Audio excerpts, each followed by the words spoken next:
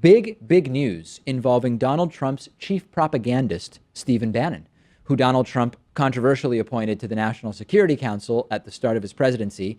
He never had any business being on Trump's National Security Council, as I told you when it happened. Partisan political operatives, especially those with no relevant experience whatsoever, should not be close to the country's most important national security decisions. Donald Trump shouldn't be close to the country's most important national security decisions, but alas, he is. We have some good news, which is that Stephen Bannon has been kicked off the National Security Council. Trump put out a presidential memo removing Bannon and restoring the traditional roles of the chairman of the Joint Chiefs of Staff and the director of national intelligence to the NSC. This is sort of like the first flat out good thing that Trump has done since becoming president, but it's only necessary because it's trying to make up for a terrible thing he did weeks ago. So it's kind of like a net zero, isn't it? And remember, Donald Trump put Steve Bannon on the National Security Council completely by accident. He was signing a bunch of executive orders, and he didn't realize that one of them would do that. I know we reported that that was a possibility, but I don't know whether that ultimately got confirmed. Because 5 other scandals replaced this one, I don't know that we got confirmation. But yeah, I had forgotten about the fact that after the fact, Trump tried to say, I wasn't even really sure what I was signing. He was reportedly very upset about it, doing that by accident. It must make Bannon mad that the memo said that his rival, Reince Priebus, is now allowed to go to the NSC meetings anytime. And the New York Times is indeed reporting that Bannon threatened to quit when he was removed from the National Security Council. Imagine being in that room. Bannon throwing a hissy fit about this, threatening to take his propaganda skills elsewhere, maybe back to Breitbart, I guess, which is fascinating because now Breitbart has actually put out an article criticizing Trump the day after Steve Bannon is removed from the National Security Council. Of course, Steve Bannon, formerly the president or CEO or whatever of Breitbart.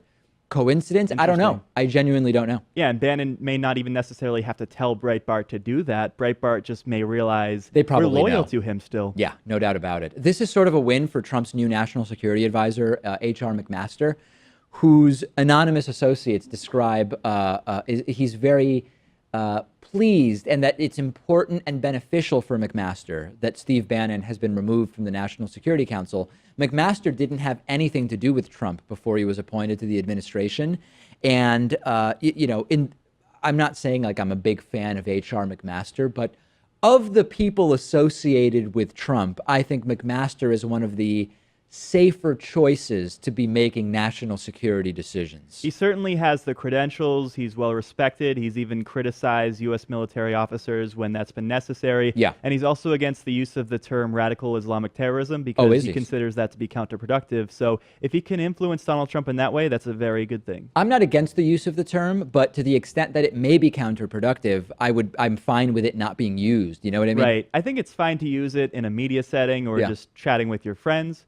But if you're the president of the United States, you have to understand that these words have big implications. The reality, as far as, to get back to Bannon for a second, Bannon, as far as we know, unless they're really going to have, a disagreement now, which is going to separate them, Bannon is still very closely tied to Trump. And you'll remember that Bannon sat in on that dinner where Trump casually approved the ultimately botched raid in Yemen that led to 30 civilians plus an American Navy SEAL dying. Steve Bannon was at that meeting, and he wasn't on the National Security Council at the time. So one thing we do know is it's not necessary for Bannon to be on the National Security Council to be at the table, literally, when Donald Trump is making big national security decisions. This is still good, but I wouldn't assume yet, although hopefully they're going to have, sort of a, what's the opposite of a bromance? Like a, I don't know, they're going to have beef. They're going to have a grudge or something. Bannon can still be very destructive when it comes to national security, even outside of the NSC.